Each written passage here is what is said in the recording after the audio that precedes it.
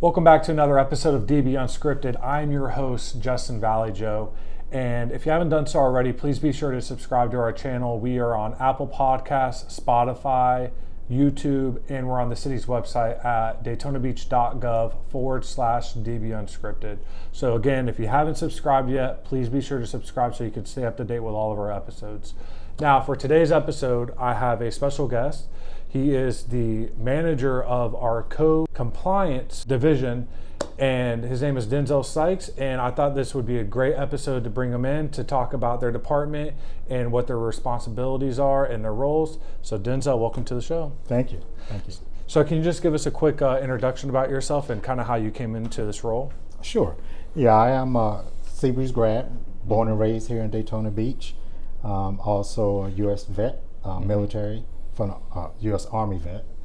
Okay. And graduate from Embry-Riddle. I got my master's in leadership from Embry-Riddle.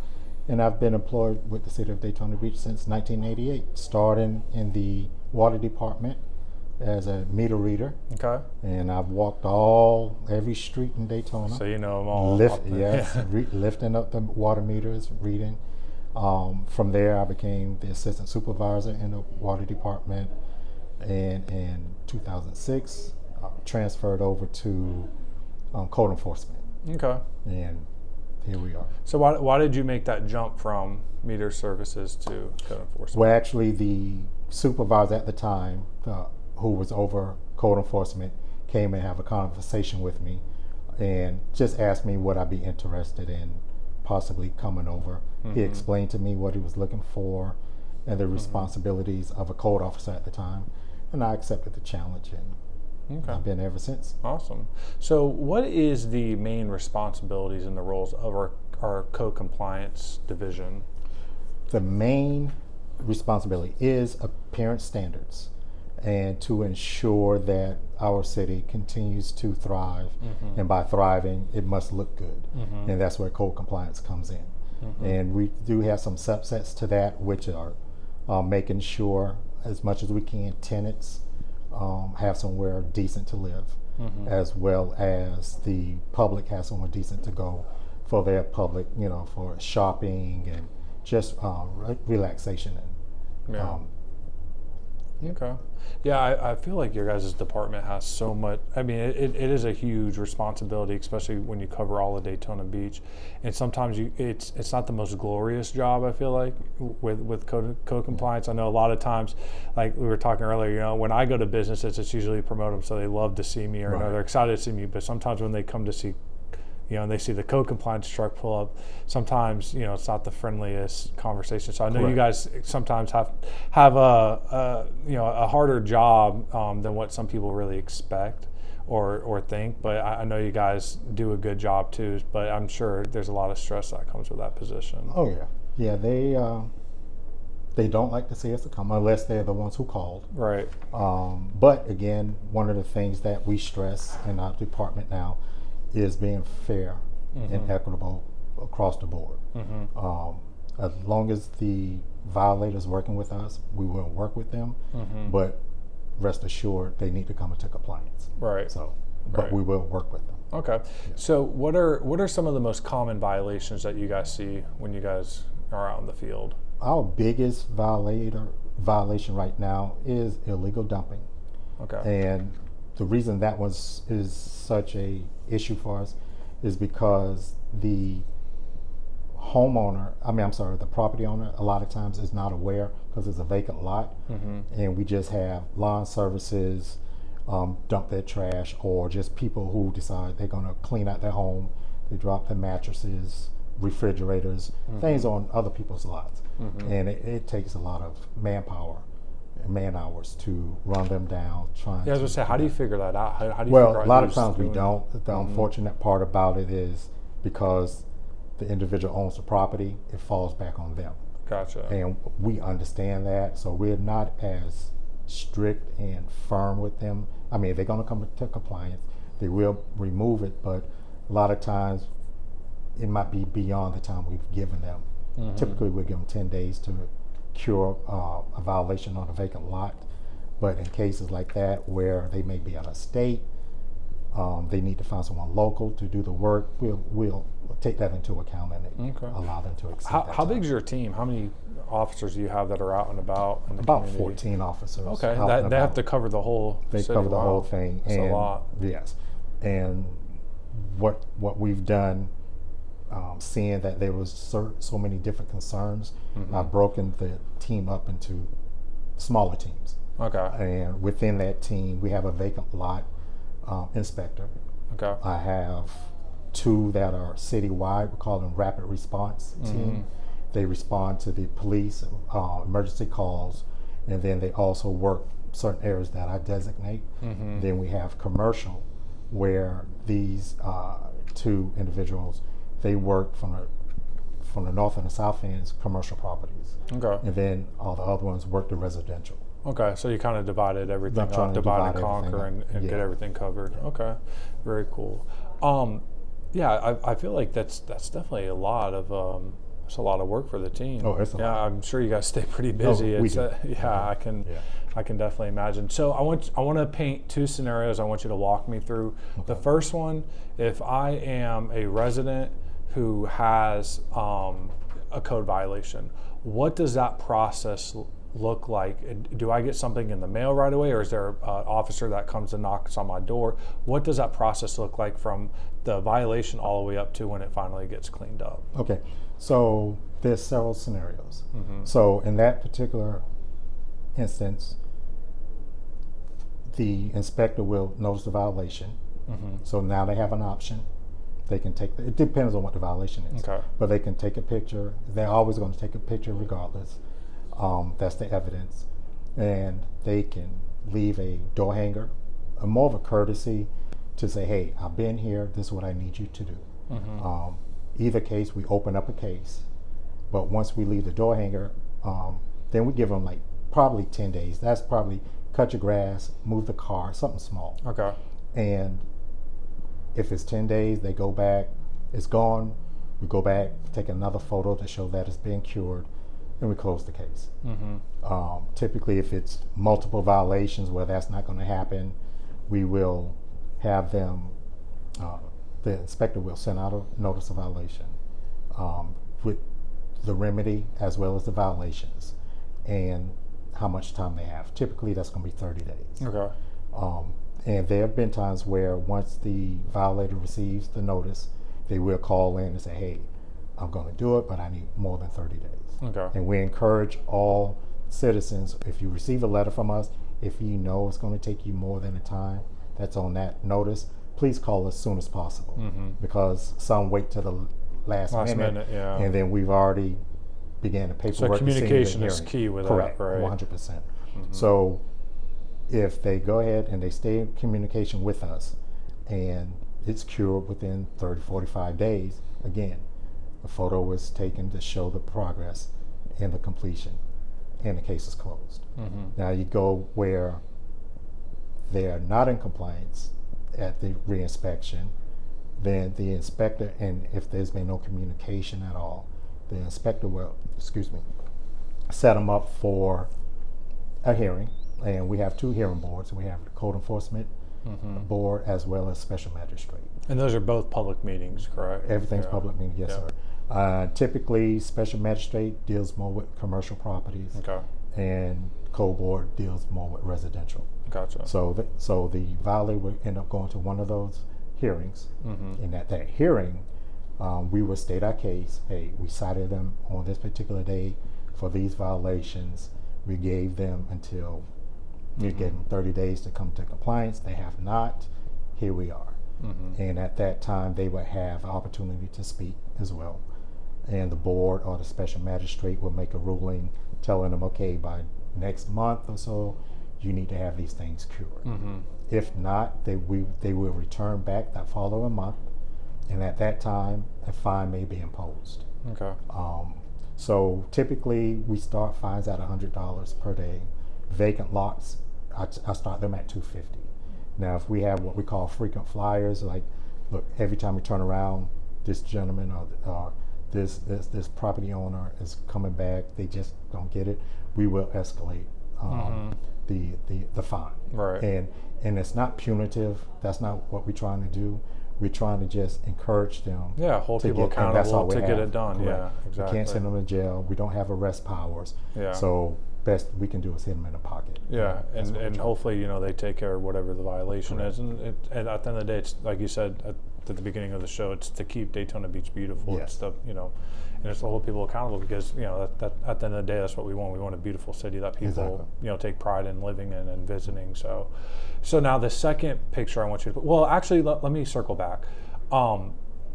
Does it typically come to the point when you guys write the initial violation or notice the initial violation? Does it get to the point where it has to go in front of the code enforcement or the special magistrate, or do most people take care of that violation before it even gets to that point? It depends. I'm just curious. Yeah, it depends. A lot take care of them. A lot works towards it, and sometimes we've had cases where 3 and 4 years, and a lot of them we work well with departments within the city, permits and licensing, planning, community development, redevelopment, and sometimes they have programs. So even though we have them in the hearing process, code board or special magistrate, because they're working with another department, sometimes that also lengthens the process. Okay. So there may be 3 or 4 years, but on average, they come to compliance. Okay. They come to compliance, and one of the things that I try to drive home is if you're taking too many cases to court, you're not doing your job, because your job is out there to educate, to motivate, to make them want to do their job. So you guys don't even have to do it in the first place. Right. Yeah. But if we go, the inspectors don't want to take anyone. I don't want to take anyone. But if we have to, we're going to make it worth our while. Yep. Yeah. Gotcha.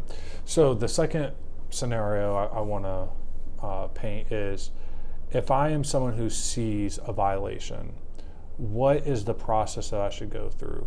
For example, if I live in a subdivision and there's an HOA, do I need to go through my HOA first before I call code enforcement for example, for grass or weeds that are too high or something out of that nature, or do I need to go to code enforcement? But we always encourage residents, if you have a HOA, go through them, because some things that is a violation for your HOA may not be for us. Grass, yes, but sometimes they don't want you to do certain things, or like that we it's don't not regulate under the that, city. right? Okay. As well, and also for the HOA, we encourage you get with your tenant before you call us. If they have letters or anything like that, notify your tenant, because a lot of times I get a representative from a HOA. Hey, can you go out and do this? And then we ask, well, are they not responding? Oh, well, we haven't written them yet. Well, write them first. Yeah. And we want to be that last line for them. Go ahead and write them, notify them, things of that nature. So it works both ways. I mean, technically they can reach out to us, but we prefer they go through the HOAs and do you guys get water property management? Whatever they have first. Do you guys get more people? So when it comes to the violations, is it more of the inspectors going out there noticing the violations, or is it people calling into code enforcement that, hey, I have an issue with my neighbor, or I see something down the road, or whatever the case is?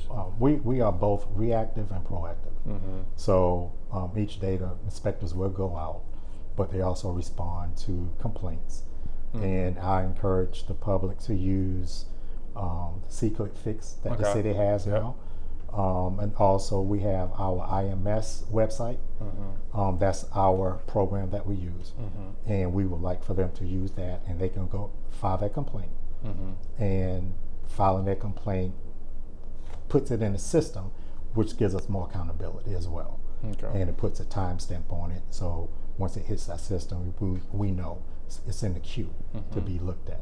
So I was going to ask you later on in the show about technology. Is because that seems like a new system that we have. That's new ways that we're using technology. Is there any other systems or future programs that are going to be rolling out in the code compliance division? A couple of weeks ago, I had another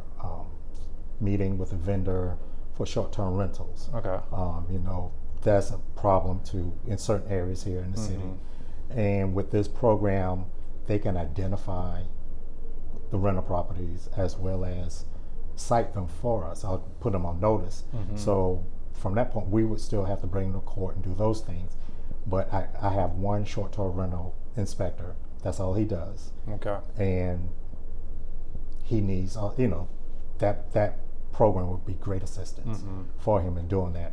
Right now, he sits at a computer looking at pictures, trying to place them together. It's kind of, And so that's old school, that's about 20 years behind. Yeah. So, so we are looking at a system like that to assist to assist them. Okay. So what are some of the biggest challenges that your division faces? I know, like we said, sometimes people see the truck pull up and they're not fan favorites, and they, if you're, especially if you're the one in violation. What are some of the other big challenges that you guys face? Well, the biggest challenge that I see for us in Daytona is trying to make sure that everyone has somewhere to stay that meets our minimum living standards. And sometimes we have to walk that fine line between new laws that have been put in place that we have to abide by. More recently, we've had our rental program struck down, so we can no longer mandate a inspection before you receive your rental license. Okay. So now so what we did, we rebranded it, pushed it back out. It's a rental registration program now with voluntary inspections.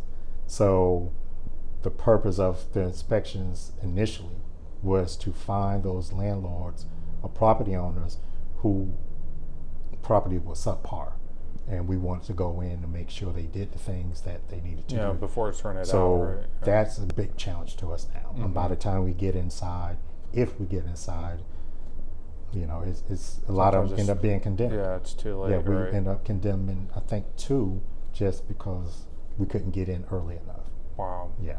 Okay. Yeah. So what are some of the or what is your favorite part about working? We talked about some of the challenges, but what are some of your favorite parts about working in code compliance?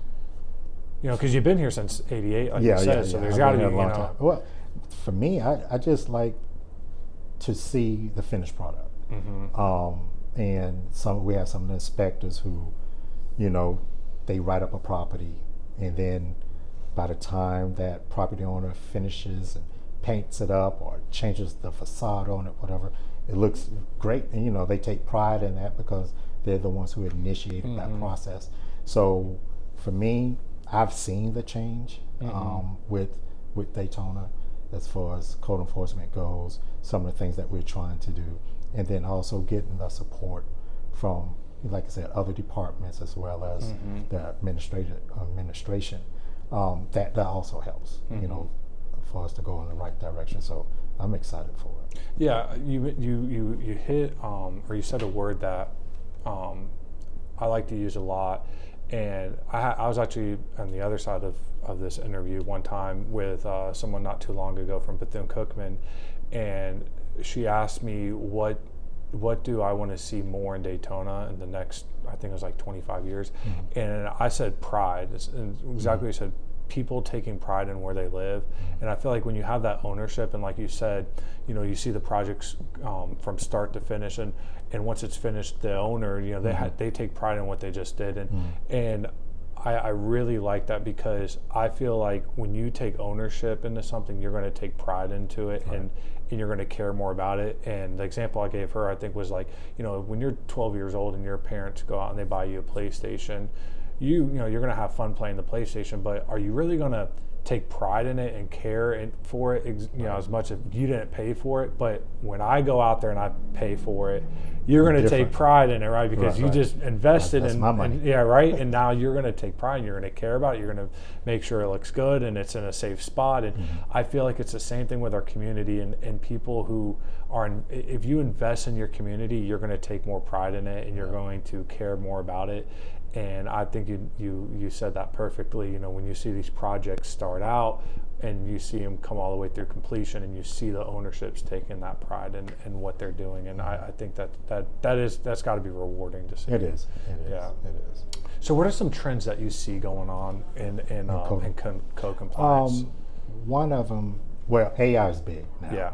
And what I see, they're not here locally with us, but now, and they're rolling out some programs where they're using AI on public service vehicles. So as like garbage trucks.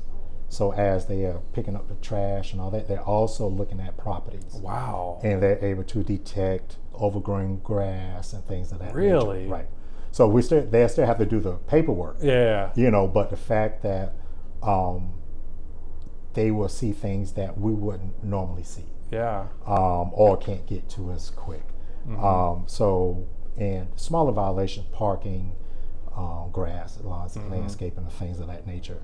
So AI is definitely picking up in this field, and for Daytona, we just need to catch that wave because you don't want to get left behind. So we're not there yet. No, we're not there. But this yet. is something that but other it's coming cities up, are, and like I said, different areas, and I'll just run a test on them. Yeah. But it's going to be rolled out as a package. Yeah, I bet you soon. within the next 10 years, that's going to be sooner than that. the normal. Oh yeah. Oh yeah, it's going to be part of it. Wow. And one of the things too, even though we have that, it still doesn't take away from the manpower. Yeah. Because someone still has to go out there, make the communication, but it's helping do the education. Offload it's a lot of the work. More efficient. Yeah. At the job that we do. Same thing I was saying with the short-term rental program software, is that we definitely cannot make it happen without the inspector. How does that software work exactly? I'm just so what the software does, which I was so surprised because I had no idea. So there's like over 200 different platforms. Okay. That advertise for Airbnb, for short-term rentals. Vrbo, Vrbo, HomeAway, and so this particular one, what it will do, it will identify the platforms that they're on, and let us know what they are. But then they will also notify them that they're in violation of our local laws. As to where they're located, typically. And they'll send them a notice. And once they send them a notice, then we'll deal with them. This all goes through that platform? Yes. Or that software? That software. Wow. So for the inspector, he would still be on this end managing the That's software. a lot of manpower. It's a lot of manpower that they just snap up. And then he would take them to court and do his back end. But it just makes his job more efficient. And a lot of times we get complaints and we believe them. We can't prove it. Yeah. And, with the technology that the different companies have, they do it like 15, 20 minutes. That's crazy. That takes the inspector days. Probably. I can imagine if you're trying to do all the research by yourself, and now you have AI that's there to help you. And like you said, it makes it more efficient too. Definitely. So getting back more to you and how you came into this role, and like you said, you've been with the city since 1988. If you weren't working in code compliance, what job would you want to work in, or what area of the city would you want to work in? I wouldn't have been a city. I would have been a pilot. A pilot, okay. All right. Yeah. Okay. Yeah. Well, you're in the right city for that. Being in Daytona Beach. Yeah. So, still have aspirations for it. Okay. I like thrill stuff.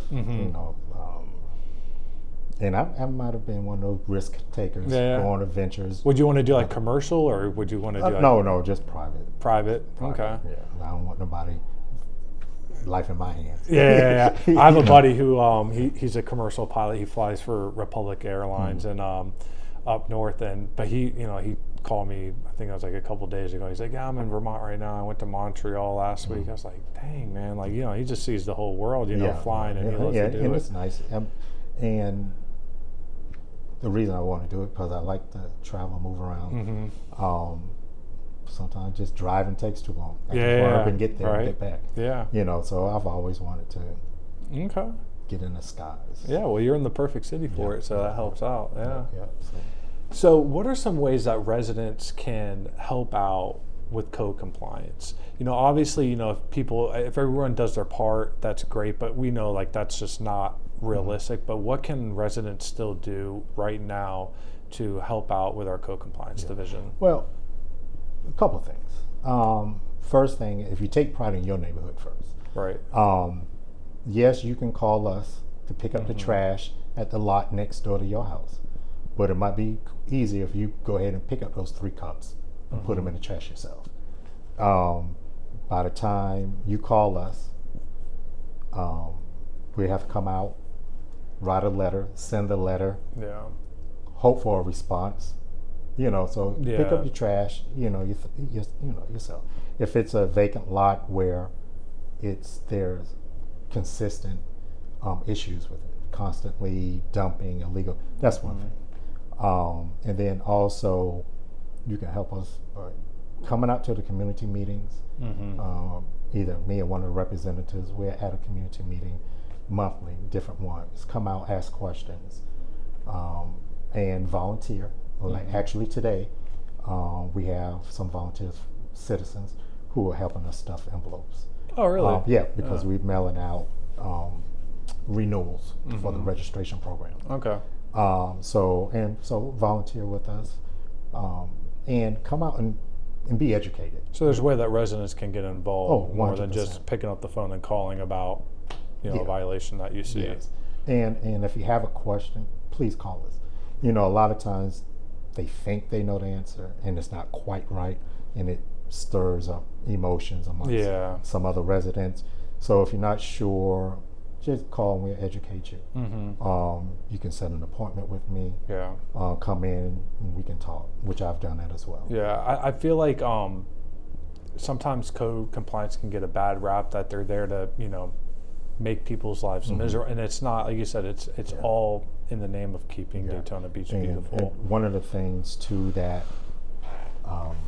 helps is the academy, the Citizens Academy. Yeah, right. Because we send supervisors to that, and when they represent, hopefully you get an insight of what we do. First-hand look at really what you guys do. Yeah. And anytime anyone wants to come, they need to call in first, naturally, make sure we're there and available. But if they want to take a tour, sit down and talk, we'll always do that. That's awesome, yeah. Yeah, because I want them to be educated on what we do and what we can and can't do. Because a lot of things they think we are responsible for and we're not. Yeah, I love the transparency with that for the residents. Oh yeah, for sure. Yeah.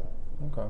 So you talked a little bit about how you work with other departments, and I figured you guys would definitely be working with a lot of departments. What are some of the main departments that you guys typically work with? Is it with PD, redevelopment? Police department. We're under the police department. Okay. Permits and licensing, redevelopment, planning, zoning. I mean, all of them really. Wow. Public works, because a lot of times we have to lean on them when there's no response from property owners, or for overgrown lots and things of that nature. And we have to lean on them sometimes to go ahead and cure it for us. Yeah, so you guys pretty much have a hand in a lot of our departments. Oh, yes. Yeah, I definitely can see that. Is there a specific area that you guys focus more on or zone in Daytona Beach? Is it just the whole city as a whole? I have inspectors in every part of Daytona. Okay. Like I said, some of them overlap because of their duties, like working with the police department, the rapid response inspectors, regardless where it is, those two will respond. Okay. One of those two will respond. We have inspectors on the west side, north side. We have 2 on the beach side, so everything is covered. Everything's covered, which is, I think that's one thing that residents definitely should know is that it's not just, we're not just focusing on beach side and we don't care about the west side of the city. It's not the same, vice versa. No. It's every area in the city is covered. Everyone has opportunity. Yeah. Okay, awesome. Is there anything else you want to add to the show? No, I just want everybody to know code enforcement, we're here. We're here to help. Yeah. And ask for their support in keeping and maintaining Daytona Beach. Yeah, I think that's the biggest thing is people need to know that our code enforcement or our code compliance division is here to help our residents, Correct. not, hurt our residents. And Right. I definitely think that's something that that our residents should know. And I appreciate you coming on the show today. Thank you for having me. Yeah, no problem. thank So that's all we have today, folks. Again, if you haven't subscribed yet to our channel, we are on Apple Podcasts, Spotify, YouTube, and the city's website at daytonabeach.gov/DB Unscripted. Please be sure to follow us on all of our social media platforms. We're on Facebook, Instagram, Twitter, Nextdoor, LinkedIn, and now we're on Neighbors. We're on YouTube. So you can stay up to date with everything that's happening in Daytona Beach through our social media platforms as well.